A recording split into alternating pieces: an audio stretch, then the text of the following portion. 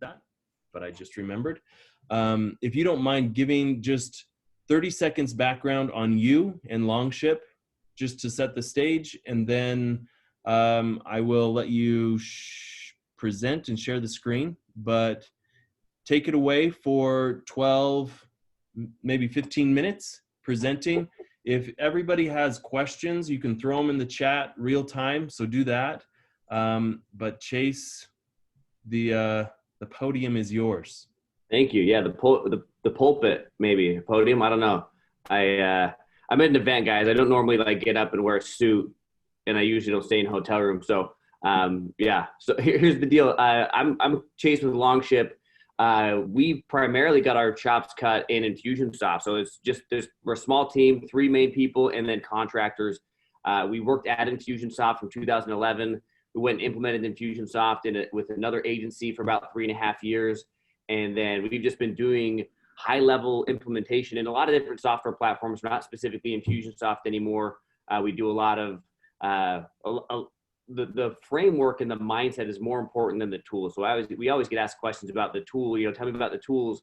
Tools are important, but the framework and the thought process around how to create an awesome client journey or customer experience, or however you want to, like think about it, is like your clients are having an experience, and it's your job to be intentional about what they're going through. So there's 3 campaigns that, there's a ton of great campaigns you can do that are super effective as well. These are 3 campaigns that every business model can work with. So like every business model can make it happen, whether it's, so these are the 3 most needed campaigns no matter what model you're in. So we're going to jump right into those 3 campaigns. We'll give you a little bit of context before we do that. Actually, you know what? I get long-winded, guys, so I'm going to set a timer up so I don't run super long for Taylor here. So, yeah. Can you guys see my screen yet? No? Not yet. Let's see this. Is that working? Can you see my screen now? Yep, there you go. Awesome. So where we'll start is the experience. So the first thing that we do, just to give you some context around this framework, first thing that we do is we divide the business up into 5 different sections. Okay, we also do financial, but we leave that off because everybody kind of gets sucked into that a little too much. But we have advertising, marketing, sales, fulfillment, and internal. And we separate, advertising from marketing based off of advertising is where people will see you. Marketing is where the conversation begins, right? So think about it. I mean, a lot of you guys are in Utah, so when you drive, you see all the adverts on every freaking billboard. I think there's like 4,000 billboards up the I-15. That's advertising. Marketing starts the moment you visit the site, click a button, give an email, send a text, whatever that may be. That's how we delineate that conversation here at Longship, is delineating when the conversation starts and when they first see you, okay? So every business has an experience, right? You Facebook ads, Google ads, people have SEO, they're all driving to an experience. And if you're not in charge of this experience, you're missing out. It means you're waiting for phone calls and you're waiting for people to pick up the phone. Okay. So what we do is we boiled it down to, every single one of these campaigns. This is a clear distinction I want to draw for everybody. When you do a campaign, you have to have a clear start and a clear stop. So a lead capture campaign for us, 3 critical campaigns is one that we have. There's a lead capture, it's a white paper. If you guys want it, you can just go to our website and ask for it. We'll give it to you with an email. But at the end of the day, it's driving to get on a phone call. Okay, but it starts here, at the very beginning, and it ends when they take the next step in the journey. So we look at it like Legos. Anybody here have kids? Hands up. I can see you guys. I can see who's not paying attention. No kids? Okay, this guy does. So in the Legos, they come in a box, and there's a bunch of different bags in the box, right? And Taylor, are they numbered or are they lettered? Numbered. They're numbered bags, right? You have some kids, Chase. I got kids. They're just not Lego age, man. So the bags are numbered. They tell you exactly what to do in each bag, and you don't do the next bag until you finish the first bag, and then you bolt those 2 together. And what's funny is the reason why Lego did that is because if they didn't, no one would buy another set of Legos again because it would be like dad doing the Lego set. I need a 3,000 piece Death Star. It's not going to happen that way. We're not going to spend all of our time doing that. So that's the reason why they put that together. And that's the way that we think about a business is what are our boxes? And that way we can not only get it start, finish, and we have a project completion, we also know what we're tracking in that portion of the journey. So the 3 critical campaigns that we're going to talk about today are indoctrination, downsell / cross sell, and then a long-term nurture. Okay, super simple. And I've even screenshotted like the campaign. If you guys want to take a screenshot of what the campaign would look like in Infusionsoft, it's very easy structurally and technically. Like we don't do it. It's nothing fancy. Okay, so this first campaign, this indoctrination campaign, is for someone for the first time they meet you. Okay? Everybody wants to do business with people that they know, people that they like, and people that they trust. And so often we get a little bit markety, and this indoctrination campaign is to create that environment for them to know you, for them to like you, and for them to trust you. We're not selling in these emails. We're not selling in this sequence. This is the time to connect, not the time to like, one click upsell or, check out my offer. That's a completely different campaign that you'll send to people. But this is so you can have that time to connect. So the first, I made a few checklists for everybody to build this campaign because the structure right here is pretty simple. You can do it in Constant Contact, MailChimp, Infusionsoft, whatever platform you're using. It's a really simple build. So the checklist first is know your story. Like a lot of people, like, we talk a lot about our products and a lot about our services, but know your story. Now, at the beginning of this conversation, I would have started with how we started and why we're named Longship and all those different things, but we only got 12 minutes, right? So I'm not gonna, talk about myself the whole time, but, right here this is where you should know, like, why did you start? Why are you passionate about your business? Why are you passionate about your customers and clients? Why do you do what you do? If you're passionate about your family, share a tiny bit about that, right? Because what this should be doing is people should be thinking like, okay, I'm connecting with this person. And if they don't like you, good. You don't want to do business with people who don't like you. That's okay. Like, don't ever think like, oh, I want to say something that's universal. No, you don't. Nobody important ever said something that was universal, right? So how we want to be is just be ourselves. So the second step is be real. Like, know who you are and just be real about who you are, what you stand for, and what your business is all about. And then after you have these 2 steps down and thought about that a little bit, write 3 emails. Just write them, like get them done. Okay. 3 emails that say, hey, here's who I am. Here's who we are. Here's who my business is. And then the second email is in key point here. I'm going to add this to the checklist here. Tell them what you're going to do. Like in email number 1, hey, I'm going to send you a couple more emails so you get to know us a little bit better.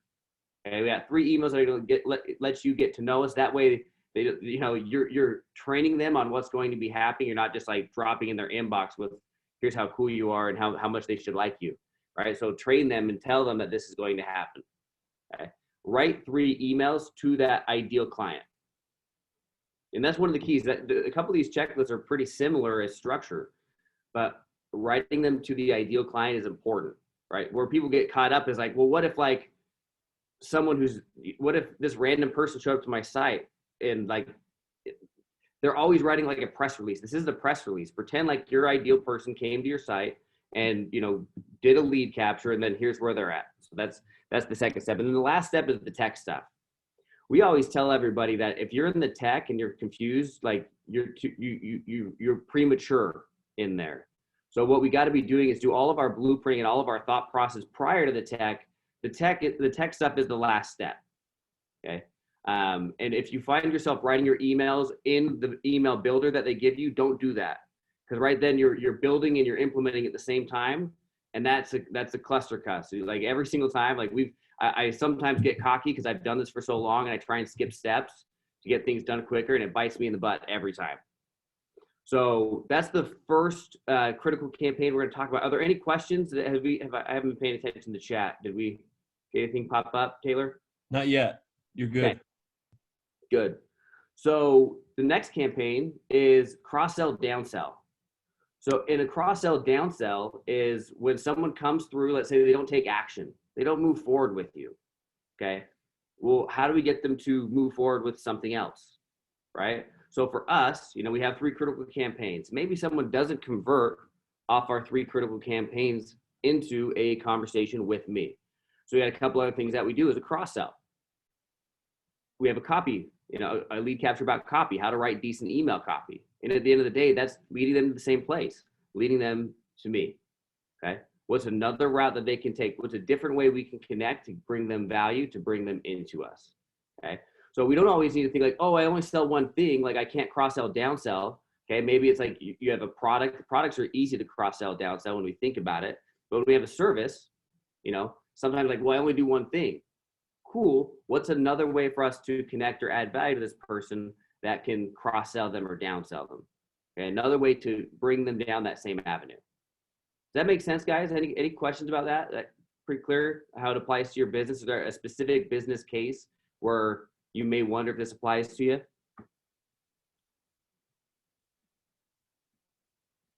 Cool. Taylor, let me know if someone hits it on the chat with that one. Okay, we'll do. Cool. So in this one, so this is what it looks like in Infusionsoft. Again, screenshot that, or Taylor will send out the recording. Okay. In this one, a few checklists, right? People they tend to overthink this part of the journey. Know where they are, okay? Know exactly where they are at this part. So they started here. We wanted them to go here. They didn't go here. Now they're here. Now, if we know where we want them to go, okay, it becomes really easy to write those same, like not same emails, but to write 3 emails. So a lot of times when people, I find even with us, when we work with business owners, the hardest thing for people to do is write emails. And part of the reason why is because they're overthinking. If you're in a client journey and you know where that person has been and you know exactly where you want them to go, it becomes really easy to have a conversation, right? So that's one of the reasons why we have those boxes so clearly defined, because we know where they've been and we know exactly where we want them to go. And then we just write 3 emails. And now there's 5 emails, 7 emails, 9 emails. Like we can get really gangster here, but we don't, like, especially on version 1. And we'll talk about that here in a minute, is just write 3. Okay? And if it takes you more than 15 minutes to write each email, you spent too much time on it. Chase, one note on that. You're talking about boxes and arrows. Last week, we had an awesome presentation about how to unpack the processes in your company. So cool. I just want people thinking about what Garrett shared last week and how to lay out that process in a company's operations. So you're speaking, I think, the same language. So that's super helpful. Hallie just asked a question. How many emails slide into TMI or oversell? The oversell ones are the overthinkers. Typically people who are giving too much information, who are overselling, like that mindset is very much they're overthinking what's happening. It's like they want to give all the information. If they gave every ounce of information, they're gonna buy. That's really the mindset. Is like, so that's why we say spend 15 minutes on it. Like fast and dirty on the first ones. And obviously you don't want to be sloppy, right? But we don't want to overthink this part of the journey, because version 1 is way better than version none. We're going to talk about that here in just a second. And then lastly is the long-term nurture. So when someone comes and does business with you, or is a prospect, or is like a new lead, and they don't eventually become a customer, or even if they become a customer and then they're no longer a customer, like it's a one-time ordeal. Long-term nurture is something that every business needs, is just a way to stay top of mind. Okay, just a way to make sure, like, hey, we're in front of them. And a lot of times, like, well, that's a lot of emails. Well, look, if you look at your inbox, there's a lot of emails in there, and you don't open a lot of them either. So you don't need to overthink all the things that go on in here. What you need to be doing is making sure you maintain top of mind. So if they do come back, it's there. The goal here is to add value and to connect, but also just to stay in front of people. Okay, we don't need to overthink this as well. This is a matter of, like, I have sequences that I've been like, or emails that I get hit on a promo list like over and over and over and over. Sometimes I don't even open them, but when it's like, okay, it's time to go. All right, I'm going to that guy. He's been in my inbox. So as long as we're not being annoying, and as long as we're not being overbearing, we're going to be good. Like, really, like, we don't need to overthink this. And we do the same thing. We pick a topic for that week. Email number 1 is a simple, like, for us, it can be, 3 critical campaigns in here, but like how to create your client journey, or pick snippets. Here's how you use technology to increase conversion. Email number 1 is here's a quick email. Email number 2 is what did you think about email number 1? Email number 3 is, like cool. Any thoughts, feedback, and then the next topic, we just move on to topics. So we subject these in topics for the week or for the month or however long we want to put it together. So it's a great way for us to stay on track. How much do you tailor your approach to the target's personality style? Great question. Hallie, that's a great question. We're going to talk about that in just a second here. And I'm not sure what Cherry Tree's bank is, but we'll talk about that. So long-term nurture, again, knowing where they are. Step number 1. Knowing what the purpose is. The purpose is, guys, just staying top of mind. These don't need to be like 4-page sales letters that we're writing for, every single week of this email. The purpose is to stay top of mind, okay? Write 3 emails for each section, however you want to time block it, whether it's a week, whether it's a month, however often you want to be in that inbox. And the cool thing is you're going to get feedback from them when you look at reporting and then improve or write more emails or less emails or change the order. But this is just step 1. And then lastly, do the tech stuff. So I'm getting a little long here, so I'll jump into like some key principles that you have to remember, not just implementing these things, but implementing any part of automation in like marketing automation. So number 1 is doesn't need to be perfect. It just needs to be done. Okay. So I'm assuming that Taylor, there are a lot of people from Utah in this room, right? Yes. Okay. So we're going to get a little biblical on this one. So in the Bible, God made the earth and he said that it was good. He didn't say that it was perfect. And like lots of times we freak out because we want our stuff to like line up super perfect. It doesn't need to be perfect. It just needs to be good. Okay. It just needs to be good, because version 1 is way better than version none. And this is where we find people have the biggest struggle, is overthinking the heck out of this. And usually it's because they're not using like the Pareto principle. And we all learned about this. And I think most people know about this, the 80-20. You want to automate for 80% of your clients and let the 20 like create like there's going to have to be some manual labor sometimes. There might need to have a manual step in, but if you're attempting to automate for 100%, you're going to create a cluster and you'll never get it done. And that's where we find people get 95% done. They don't get to that last 5% because they're thinking about all the tiny little variables on this 20%. It's like the biggest red herring that people chase, is overthinking automating for every single person.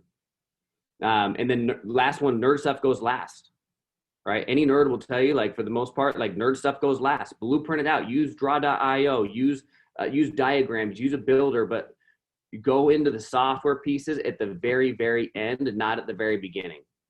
And most people, they buy ClickFunnels or they buy Infusionsoft or Entreport or MailChimp, and they got this cool shiny new toy that they want to jump in and figure out, and then they screw it up because they went straight in. It's like going to Home Depot, buying all the stuff you think you might need for the project, coming home and realizing that like you didn't plan out the project at all. And then you're like, do you get mad at Home Depot or like the nail gun that you bought? No, like you realize that it was on you. But for some reason with software, we kind of forget about that a little bit. We tend to blame it on the software. So, Chase, Todd asked, how do you determine a good cadence for nurture touch points? So you know what? Some people who are a little bit nervous about that, just do a weekly email. Like a weekly email is good. We also do like, oh, thank you, Spencer. Like weekly emails are fine. Some people want to do every other day. I space it out every other day. If it's a high touch point, meaning they just barely came in fresh and it's their warmest, I'll hit them every day.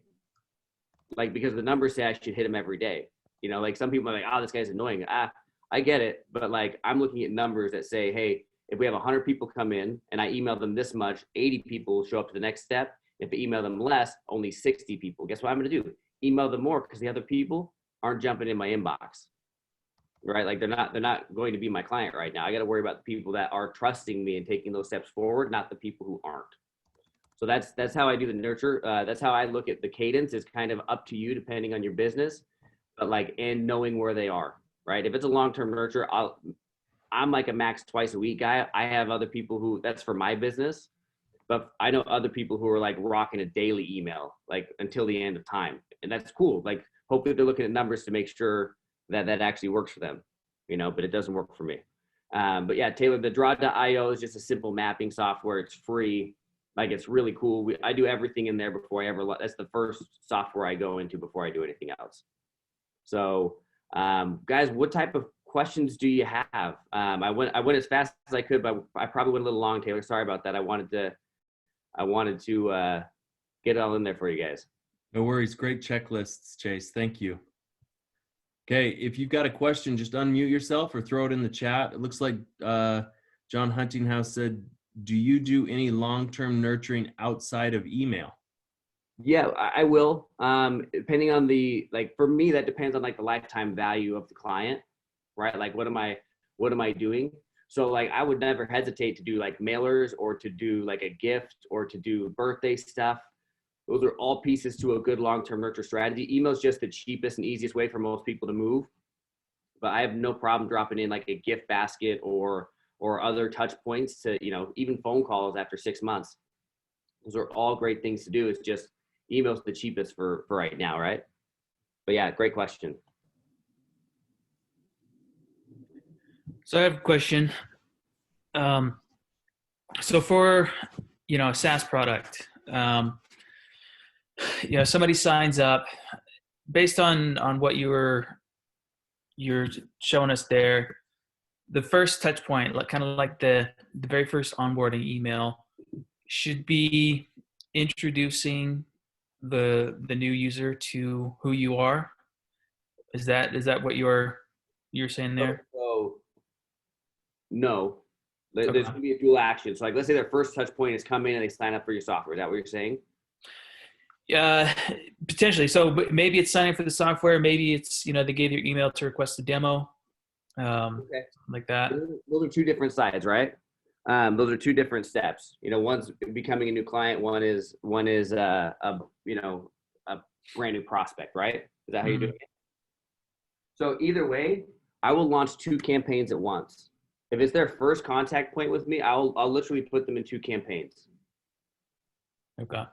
Like, that's the way we've just found it to be most effective. So they might have double emails for like a day or two, but like, it's not that big of a deal for the most part. I mean, if you look at your inbox and there's like hey, here's how you log in, star, you're going to open that email. Like, here's an introduction. You'll read that one if you want. You're not mad that it's in your inbox. Right. Mm-hmm. So knowing exactly where they are is an important part of that step. But literally, if we go back to that, if I, on that slide, there's like there's like lead capture, and then the indoctrination is a different box. If it's their first time in, I'll fire off both boxes at once. Okay. So the indoctrination, that's more for once they become like a user, would you say? No, it's for their indoctrination is for the first touch point. Very first touch point. First touch point. Like, and what we have is we have a little checkbox that if they've already been in the sequence, they'll never get back in that sequence again. They'll be permanently removed from the list. Okay. So great Jake, question. Another couple questions. Where do surveys come in to play in the client journey that you showed? Thoughts versus email and text. And then Dale has a question of thoughts on getting a targeted audience subscribed without breaking the bank on expensive advertising campaigns. Okay, yeah, we'll go through this as much as we can in the short time. How long do you have this for, Taylor? Typically, we'll go to 11:45, but if people want to stick around, they're more than welcome to, and also based on your schedule. Cool. Yeah, I had the whole hour blocked out, so I'm good for the next 20. And I'll do my best. So Dale Richard asked, any difference in cadence between B2B or B2C in between industries? Like, kind of, yeah. It really depends on, and what do you do? Are you B2B or B2C? B2C is custom software development. Okay, cool. So for us with B2B, if we're like highly professional, Sorry, I'm oxygen to the brain. I meant to say B2B, custom software development, not B2C. I don't know how you're B2C and custom software development. That was interesting, but I let it float because like we only got 20 minutes here. But it's like, man, I don't know very many consumers developing their own software, but that's a deeper conversation. But yeah, so the cadence difference is really like how I have found that most people B2C are a lot more aggressive. Like, period. They're a lot more aggressive in the emails. They're a lot more aggressive in the inbox. They're a lot more aggressive in their marketing. I find B2B is a lot more relational. So the cadence is typically a little bit slower on B2B, but lots of times people in B2B are trying to use that to like not market or not do anything. It's like, I'm B2B. I don't want to do an indoctrination. We've done indoctrination campaigns for people who are like government officials. Like they're the most bureaucratic. They're reaching out to government contractors, and they did an indoctrination campaign. It like skyrocketed their conversion rates to conversations simply because it's like, oh my gosh, you're talking to me like a real person. So don't overthink the B2B versus B2C. Like, don't overthink. Don't let that talk you out of implementing the principles at work. And don't think like, oh, I'm B2B. I'm gonna email every 2 weeks. Like, well, dude, how many emails in your inbox do you open? Like, not a lot, right? So like, don't think like, oh, if I'm emailing him every 2 weeks, he's opening every email. He's not. They're definitely not opening every email. Right. And Well, so, I get a ton of daily B2C spam all the time, like probably most of us here on the call. And then, but in terms of B2B, I've just been wondering, like, is once a week too much? Because I don't like getting spam either. Or even when I sign up for things, I don't like getting a lot of mail in my box when I'm not really interested in reading it. yeah.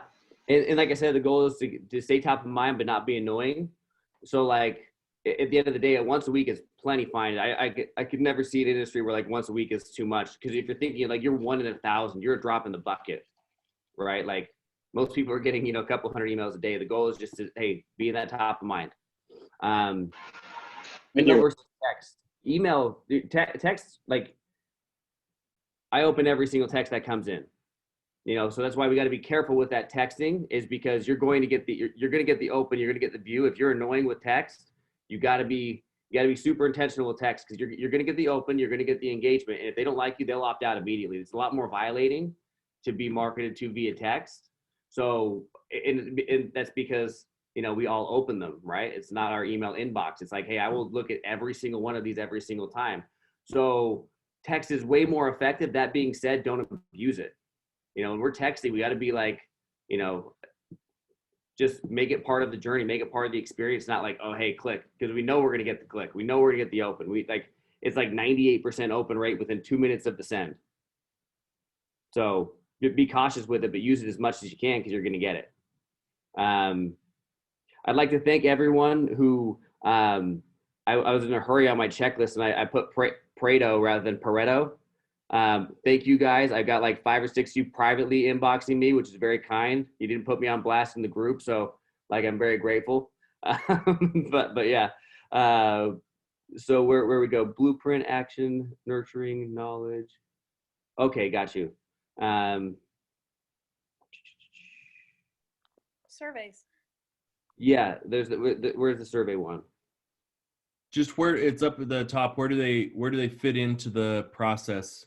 So it kind of depends, right? So we've done quiz funnels where it's like, take this quiz, and like it's really just a survey that we're going through. What's the business model that you have? Let's talk specifically to yours if we can.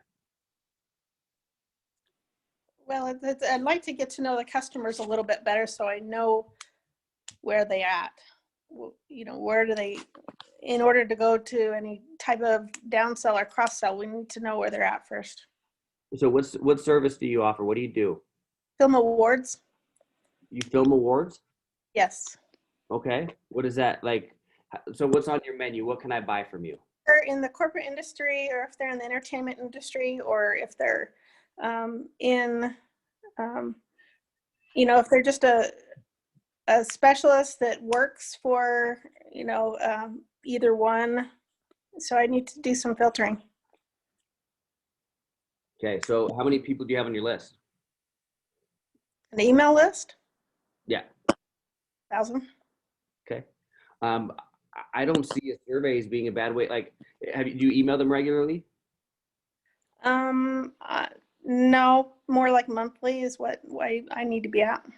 Okay. So with that, I have no problem. So there's like the long-term nurture, but there's also promotional campaigns, right? It's not like we just set this and forget it and never do anything again. We also like will create an email campaign for the month or promotion for the month or different ways to get people to take action.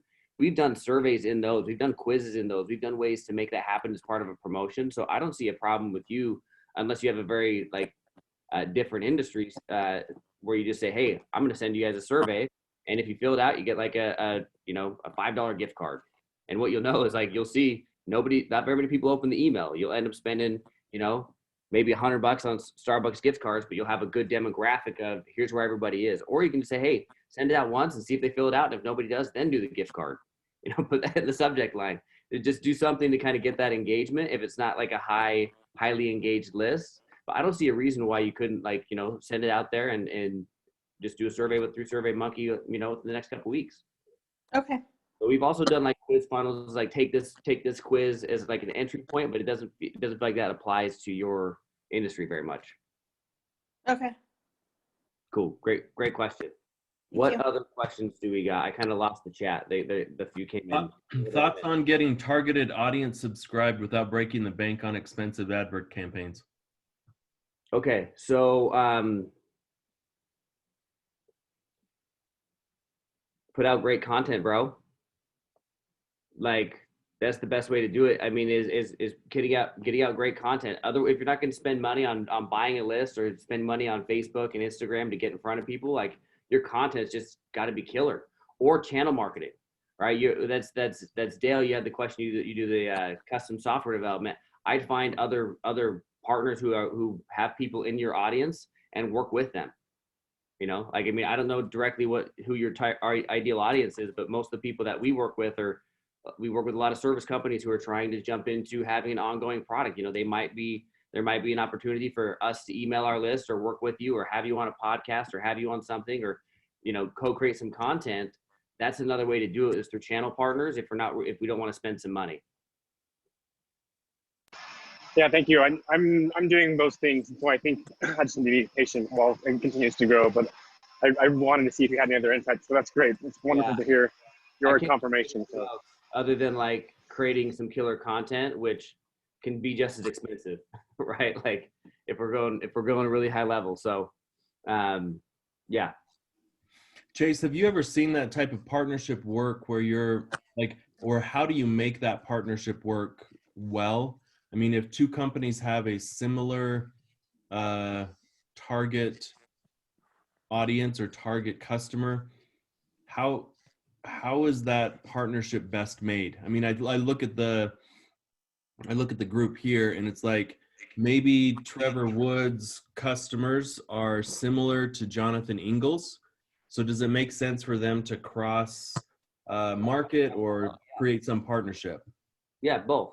Cross promote, do co-webinars, or do straight up affiliates. Like, hey, anybody who you refer to me you're going to get 20% or 15%. 20% is a high affiliate, but that usually happens on info products. It's the standard in the circles that I run in, right? The standard is like 20 to 40% for an info product. Like if there's no deliverable, and if it's like, because there's a bunch of products in the real estate space, and I have a bunch of clients in that space, so they'll pay, they'll sell $1,000 course, and they'll be like, hey, I'll give you $400 if you sell my course to your list. It's $1,000, and then they'll market the heck out of that course. But if it's a service, if we're doing services like 10%, 15 max, because you can't scale that. It's just not enough. So that's the best way to do partnerships. Put them on paper, agree to it, and then you can cross promote and do like rev shares. Very cool. Okay. I don't see any more questions in the chat. So if you've got some, jump in here right now. Hey, Chase. I have a quick question because I'm just curious. It was just something that we tested on our content with over at the bank. So have you ever run into a lot of experiences like when you're talking about writing these emails and writing these content for your groups, and you see those who engage with it and those who don't? Have you ever experienced like content bias? Meaning, let me set the framework, is like what we realized is we had a whole large group of audience that just wasn't engaging in our content or our emails or anything. And so we kind of disregarded them because we just assumed that they were not part of our core audience. But when we actually brought writers who were from that group of individuals, it actually created a massive amount of engagement. And so we were actually disregarding them because we were writing as people who, in this case, it was underbanked groups, right? But I'm banked. Everybody on my team is banked, right? Like we're writing from someone who utilizes the banking system in a very sufficient way. But then these guys, you know, like this group that we were writing to weren't. And so I was just wondering if you've seen that kind of experience in other industries or other where, you know, the business owner typically is the only person writing these emails, but like getting other perspectives or other people writing the content or the emails and seeing like an uptick in engagement. Absolutely. You see that a lot. And your industry is one that's like, you don't have anybody who's not your client. I mean, you're a bank.